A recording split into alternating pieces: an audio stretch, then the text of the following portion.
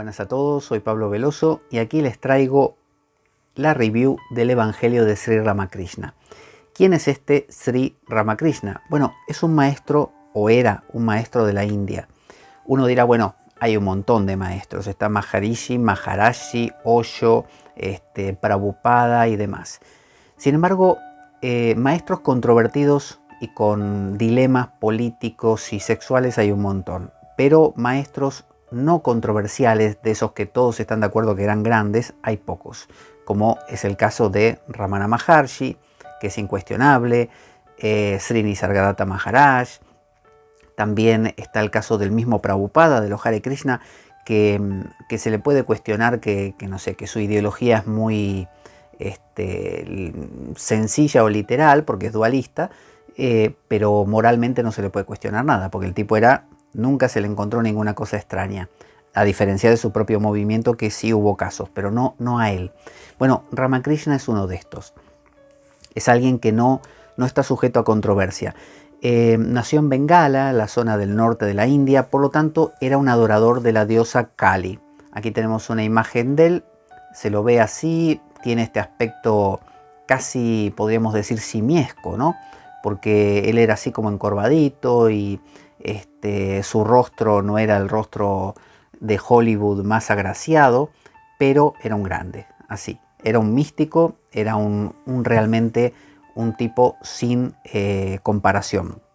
Aquí pone que Ramakrishna vivió en la India entre los años 1836, o sea que esto no fue ayer, y 1886. Bueno, él era un devoto de la madre Kali y como tal era un Shakta, pero a la vez no le bastó eso, sino que decidió ir recorriendo las distintas religiones. Era muy loco él, muy loco en su abordaje, en su pasión. Él tenía mumukshutva, es decir, apasionamiento. Entonces, no solamente primero empezó adorando a Kali, y como Kali no se le manifestaba y no se le aparecía, un día enloquecido decidió agarrar la cimitarra, que es una espada curva de Kali, y querer cortarse el cuello para matarse porque no aparecía Kali. Hasta ese punto llegó. Y en ese momento una visión lo tiró por el suelo y tuvo la visión de Kali. No le bastó, sino que cuando salió de ahí quiso tener la visión de Krishna y se disfrazó de gopi, se disfrazó de mujer, de vaquerita, y andaba por ahí clamando por Krishna.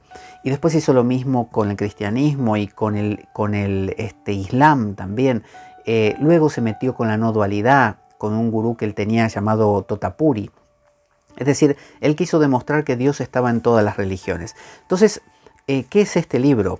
Bueno, en una época yo me había comprado los 3 tomos de justamente de esto, del Evangelio de Sri Ramakrishna, pero ahora aquí en España no los pude conseguir en esos 3 tomos, así que me tuve que contentar con comprar este. Los 3 tomos eran gorditos, este es un tomo más finito, y es como una especie de compendio de esos 3 tomos. ¿Qué cosa es el Evangelio de Sri Ramakrishna? Bueno, había un discípulo de él llamado Mahendranath. Y Mahendranath, llamado M, aquí cuando los busquemos en los diálogos, vamos a ver que aparece alguien llamado M, ¿no? Porque son todos diálogos.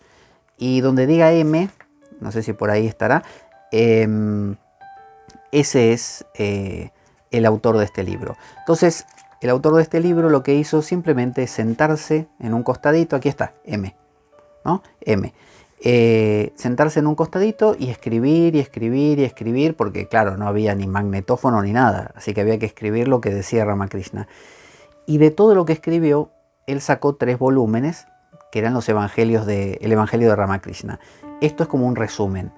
Pero también hay que ver que en esos 3 volúmenes que yo tenía había muchas repeticiones, muchas cosas repetidas. Entonces no está mal esta variante de tener este resumen porque, como digo, hay muchas cosas que estaban repetidas y uno acababa leyéndolas 1000 veces.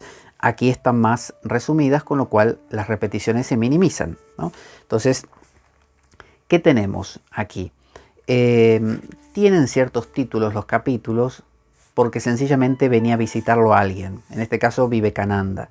Vivekananda, el famoso Vivekananda, para quien conozca de estos temas de la India, sabrá que Vivekananda fue el primer hindú, no en llegar a Occidente, sino en traer a Occidente un mensaje filosófico contundente de la India.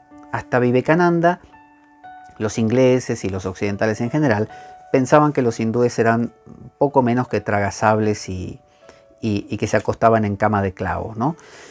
Siendo que la idea del fakir, el fakir es por definición islámico, porque la palabra fakir, que significa pobre, es musulmana, mientras que los hindúes no hay fakires hindúes. El hindú no puede ser fakir porque es hinduista, no islámico. Entonces, el primer hindú que viajó a Occidente a un congreso de religiones, donde había religiones cristianas, budistas y también hinduistas, fue Vivekananda, y generó un impacto colosal. Bueno, Vivekananda era el discípulo predilecto de Ramakrishna, era un rebelde Vivekananda, se peleaban todo el tiempo, Vivekananda no quería saber nada y sin embargo acabó siendo un grande. Entonces, son todos diálogos, pero son tan profundos, no le puedo explicar lo profundo que es esto, pero son a la vez devocionales. Porque uno diría, bueno, para que algo sea profundo tiene que ser, no sé, una mística apofática, totalmente hablando del ser, del vacío, del misterio y del silencio. No. El axioma básico de Ramakrishna es: no quiero ser un ñani seco. O sea, no quiero ser un sabio seco. Yo lo que quiero ser es un bhakta. Quiero ser un devoto. Quiero amar a Dios, ¿no? Él decía, yo quiero degustar el azúcar. No quiero convertirme en azúcar. Porque él sabía que si se convertía en azúcar, usando la metáfora, ya no podía degustarla. Entonces él decía que él quería ser como la hormiga que va a buscar granitos de azúcar. Entonces constantemente en sus versos está citando personajes como Narada, ¿no? Personaje de la mitología hindú, Hanuman, otro que es un dios mono. Narada es un músico itinerante, un semidios. Las gopis de Brindavan, que eran las seguidoras de Krishna.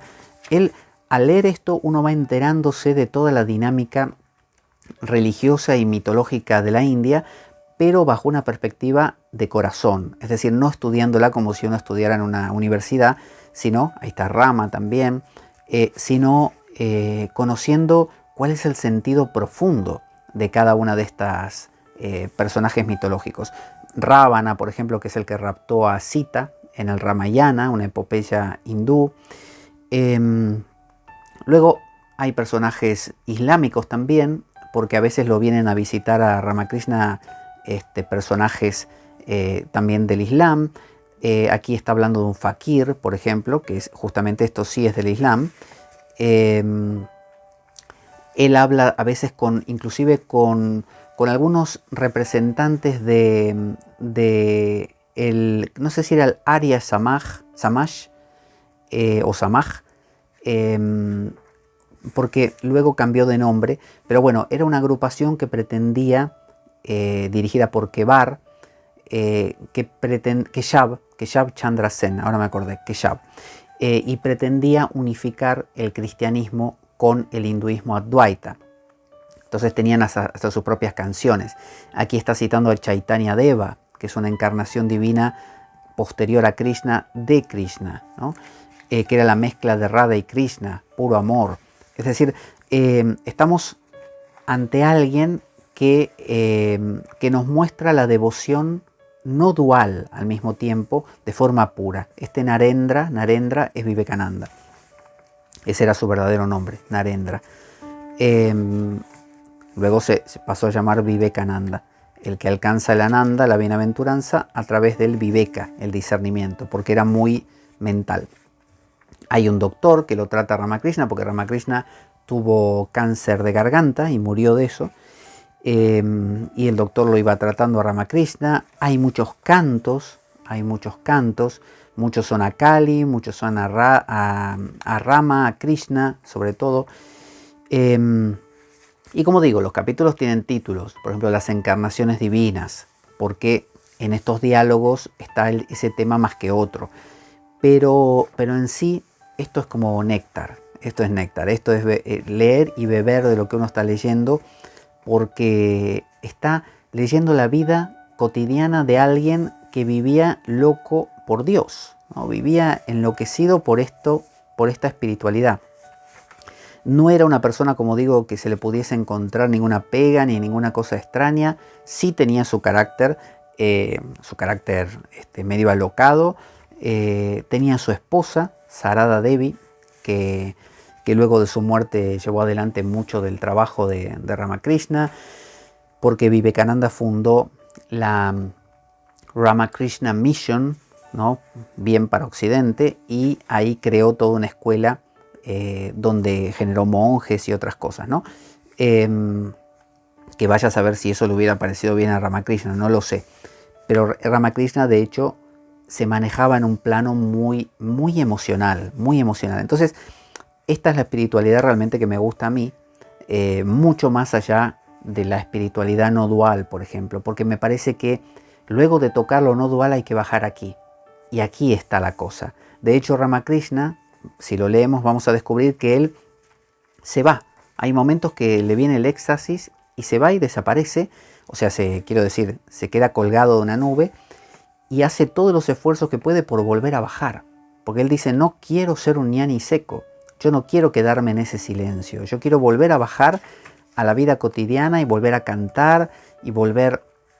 De hecho, de vez en cuando decía, cuando se quedaba colgado así, cosas como quiero fumar narguilé o quiero comer pescado, como maneras de decir quiero interesarme por algo para no quedarme en este plano de no deseo, de nirvana, de vacío, sino que quiero volver a bajar.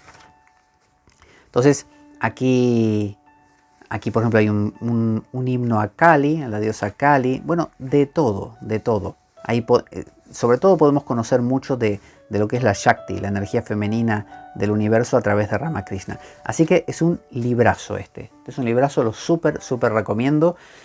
Es dulcísimo, es encantador.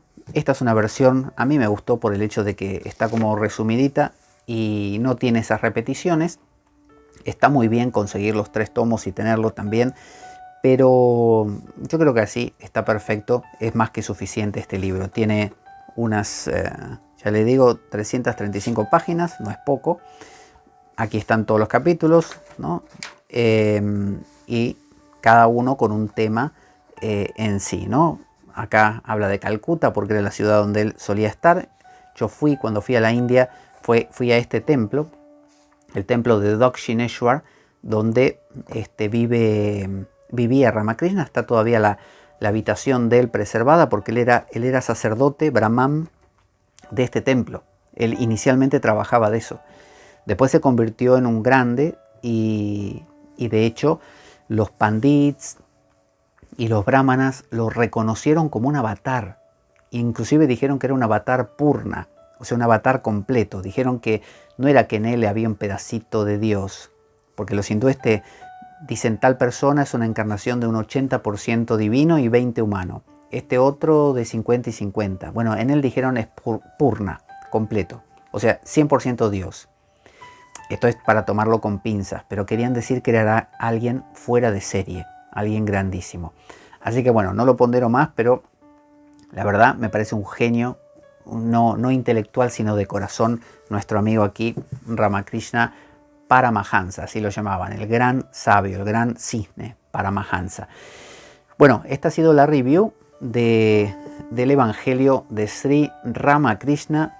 Les busco el enlace, se los dejo aquí abajo si lo encuentro. Suscríbanse al canal y nos encontramos en nuestra próxima review. Hasta pronto.